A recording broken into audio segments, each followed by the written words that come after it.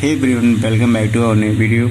If Rainbow Six Siege party invite option not working on your system, don't worry about it. I have some tips to fix this problem, so watch the video till the end. Sometimes the issue might be on the server side. Check if the Ubisoft server are down or experiencing issue by visiting the official Ubisoft server status page or community forum. Go to the main menu and open the settings. Navigate to the general tab. Make sure that squad privacy is set to open to the friends and rather than the private.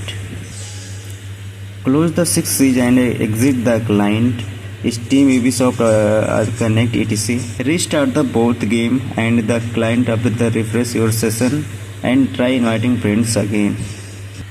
For the Steam user, right click on the Rainbow Six Siege in your Steam library and select the properties. Go to the local files tab and click to the verify integrating of game files. Steam will check if any missing or corrupted file and replace them if necessary.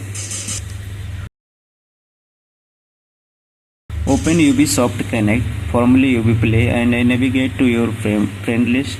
Try inviting your friend from the friends list by the right clicking their name and selecting inviting to game.